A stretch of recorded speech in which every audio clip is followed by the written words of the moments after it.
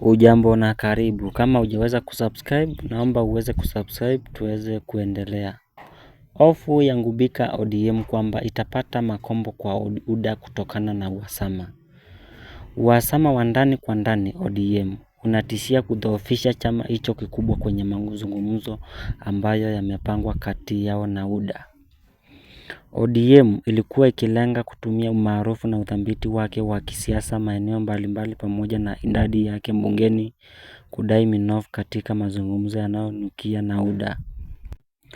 Hata hivyo kiongozi wa ODM Dr. Oburu Oginga na katibu mkuu wanayezozana Edwin Sifuna sasa wanaelekea njia tofauti, kila mmoja akiwavutia wafuasi upande wake.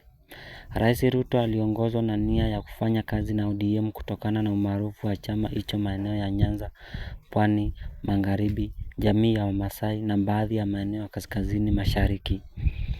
Hata hivyo, vita vikali kati ya mirengo inayoongozwa na Dr. Oginga na Senator Sifuna sasa inatishia ushawishi wa ODM na Rais Ruto kunufaika na kura za ngome zake. Itamiazimu rais kuwasaka washirika wengine iwapo bwana Sifuna atafanikiwa kuhepa na ngome za ODM. Dr. Oginga kwa upande wake umesema wanalenga kupata wadhifa na mgombeaji mwenza wa rais katika mazungumzo yanayoendelea. Wikendi iliyopita, naibu rais Profesa Kithure Kindiki alisema haendi popote huku washirika wake wakisema atasalia naibu rais hadi 2037. Naelewa ODM inataka kiti hiki na hilo linasababisha tumbo joto hapa Meru. Hata hivyo mimi ndiye naibu rais. Naelewa ODM inataka kiti hiki na hilo limesababisha tumbo joto hapa Meru. Hata hivyo mimi ndiye naibu rais na siendi popote kwa sababu katika siasa mimi si wa kusukumwa tu wala siwezi kutishwa. Akasema Profesa Kindiki akisema matakwa ya ODM ni hewa tupu. Seneta wa Vihiga Geoffrey Osits ambaye yupo kambi ya bwana Sifuna naye amesema ODM inatosha kuwa na mwanajiaji wa urais mnamo 2027 badala ya kuinamia Rais Ruto na kusaka mgombeaji mwenza.